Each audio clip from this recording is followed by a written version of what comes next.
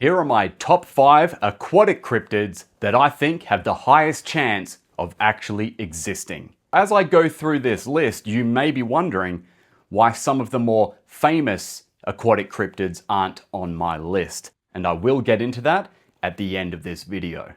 Number 5, the UB85 sea monster. On April 30th, 1918, a British patrol ship called the Coreopsis came across a German submarine floating at the surface, the UB85.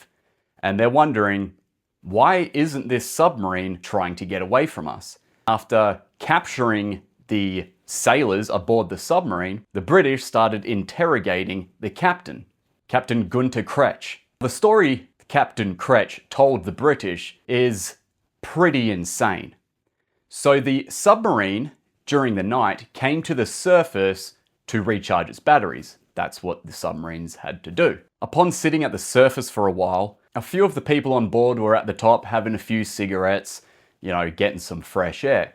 Among these people was Captain Kretsch. While they were up there, a gigantic sea monster lurched its way out of the water and scrambled on top of the submarine. The animal grabbed a hold of the gun turret that was on top of the ship and started jerking it from side to side.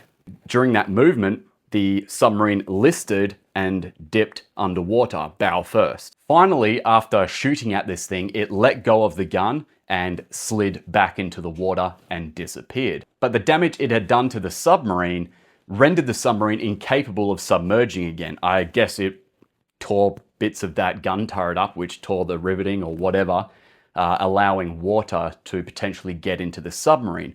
So basically, they're dead in the water, and that's what allowed the British warship to capture them. This is number 5 on my list because it is so outlandish that why would you make up something like that? There are theories floating around that the captain, Kretsch, invented this story to basically disguise his incompetence. He probably messed up the ship or something inside.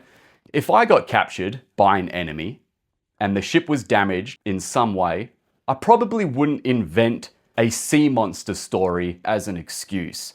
Okay, if you're incompetent and you messed up and you rendered your submarine useless, fair enough. But why make it so much worse by inventing a story that is basically going to humiliate you even further? At least say you hit an iceberg or there was a machine fault. Why say that a bloody sea monster attacked your submarine? Number 4, the U-28 creature. This happened in 1915 when the German U-boat, the U-28, torpedoed the British steamer, the Iberian, which was carrying valuable things across the Atlantic Ocean. About 25 seconds after sinking into the ocean, there was a massive, violent explosion. Probably something to do with the engine and the boilers exploding. But anyway, there was a huge explosion and something was blown out of the water and into the air. The captain, the chief engineer, the helmsman, and the navigator all saw what got blown into the air, and they described it as a 60-foot crocodilian-like animal with webbed paddle-like feet and a paddle-like crocodilian tail. It had a narrow snout, very similar to a crocodile. After it was blown into the air, it landed on the surface of the water, writhed around a little bit, and then sunk back down into the depths. So when the Iberian exploded underwater, something must have been swimming over the top of it, and as it exploded, projected it into the air. For similar reasons as before, this is why this cryptid is on my list. It is just so outlandish. The captain never had to log this. He could have just said, yes, we sunk the Iberian, and that's that. The need to mention a sea monster being thrown into the air and have such a good description of this monster is pointless, especially if it didn't happen. So that's why it's on my list. It is insane. It is an insane thing to report. And several other people saw this as well. Number 3, the Lake Labynkyr devil. We're also going to include monster sightings from Lake Baikal as well, because it is in Russia also, and the similarities are too hard to ignore. It's generally considered to be very large, dark in coloration, rocks boats, has been sighted for hundreds of years in this lake. Now, the reason why it is number 3 on my list is there are sonar recordings of a large object swimming in this lake. During an expedition, scientists were scanning the bottom of the lake and actually found what looked like enormous bones, including a huge jawbone. There's also been numerous sightings of an animal described as 23 to 26 feet long swimming around the lake. There's also been reports of boats being rocked around, animals being taken from the surface. We go over to Lake Baikal, which is the largest, the deepest, and the oldest freshwater lake on our planet. That's where I think the lake that has the highest chance of harboring an undiscovered large species would live. Lake Baikal holds 20% of the Earth's fresh water, just in that lake alone. It is enormous, it is deep, it is old, it is ancient. If there is going to be a lake monster, it's going to be in Lake Baikal. There is even a species of freshwater seal that is endemic just to that lake. That's how old it is. There is a population of seals that have evolved to live specifically in that lake. That's insane. There have been numerous sightings of mysterious things happening around this lake. Not only lake monsters, but also strange lights in the sky, UFOs, the Baikal swimmers. If you've never heard of that, the Russian military were doing practice dives in that lake and came across 9 to 10 foot weird things that resembled divers but had strange equipment on and looked almost extraterrestrial, and apparently there was some conflict and maybe some soldiers died or something like that. I don't know the validity of those claims, but it seems pretty insane. But going back to the lake monster, there has been bones that have said to have washed up on the shores of Lake Baikal that kind of match the bones that were seen by the expedition in the other lake, which is very interesting. So we've got sonar readings, we've got alleged bones discovered, we've got numerous eyewitness sightings. That's why it's number 3 on my list. Number 2, the Lake Iliamna monster. Lake Iliamna is a large lake in Alaska. This one is very interesting to me because the descriptions of these monsters doesn't really describe these huge, vicious animals that would resemble what you would call a monster. Realistically, judging by the sightings, it more resembles just huge fish. Lake Iliamna is too far north apparently to have any sturgeon. There's never been sturgeon proven to live in that lake. And as we know, some sturgeon species can grow 20 foot plus. There has apparently been reports of beluga whales entering that lake, but a lot of the people that have seen the monsters in this lake would know what a beluga looks like. Belugas stand out like a sore thumb. They're very pale in color. These animals are described as being very dark gray to almost blackish, somewhat resembling an orca but without a dorsal fin, and they're also said to be about the same size as orcas.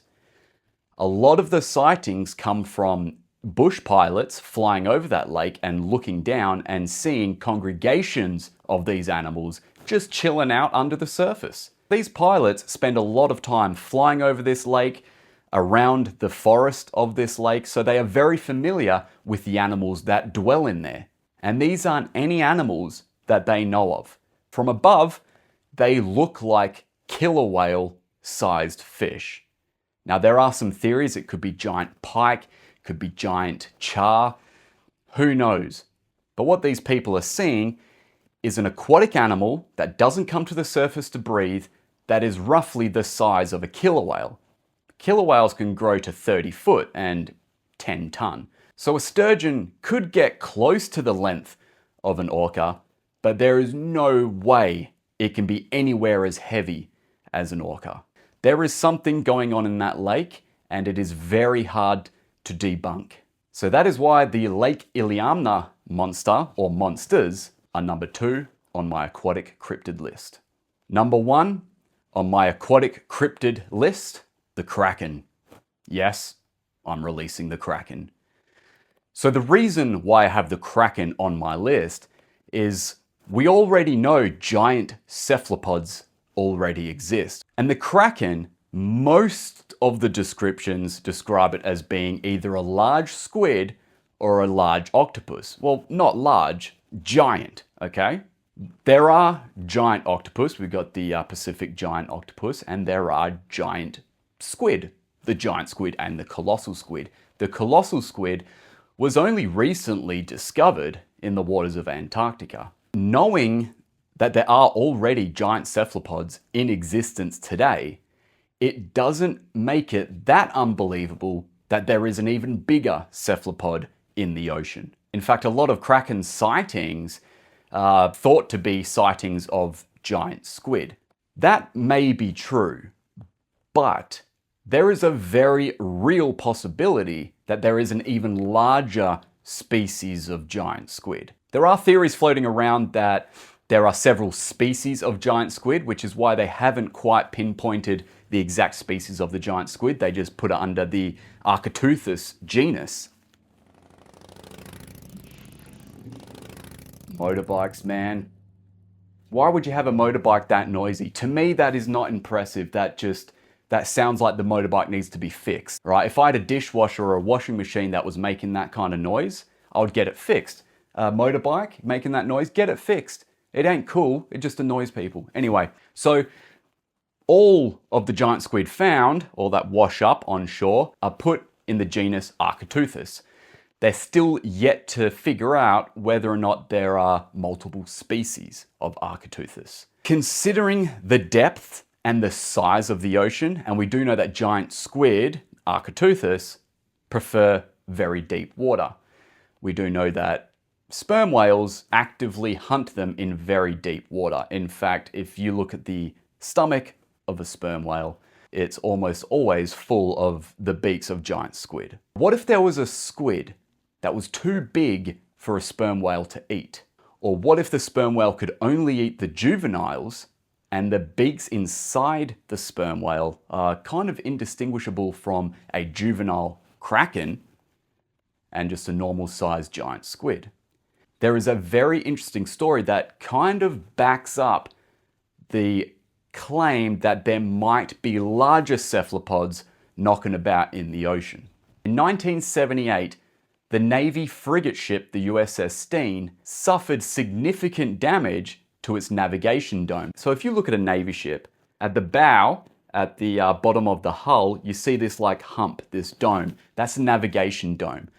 These domes are surrounded by an extremely thick piece of rubber. This protects it from any damage. While examining the rubber on the dome of the USS Steen, they found huge scrape marks, claw marks that went deep into that rubber.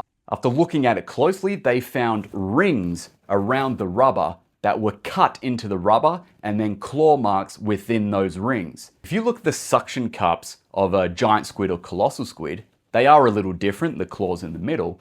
You will see that those rings are surrounded by teeth, and in the middle is like a cat-like claw, and they're huge. So looking at the suction marks that were on the rubber of the navigation dome, they determined that this was far too big to be any known squid species. The suction cup marks, the depth of the scratches in that rubber were way too big to match any known giant squid species. So that leads to the conclusion that there is a bigger squid out there that surpasses the size of a giant squid. How cool is that? And that is why the Kraken, or a undiscovered species of cephalopod that is far bigger than any one we currently know, is number 1 on my list of aquatic cryptids that are most likely to exist. You will notice that animals like the Loch Ness Monster, Champ in Lake Champlain, Ogopogo, aren't on my list of cryptids that I think are most likely to exist. And my reasoning for that is, although there are far more eyewitness sightings of these animals compared to the animals that I just listed, that doesn't necessarily mean that they exist. The way I look at it is, if the environment isn't right for an animal like that to exist in, I cannot put it on the list. There cannot be a monster the size of the Loch Ness Monster living in Loch Ness. The descriptions of the Loch Ness Monster describe it as basically a plesiosaur.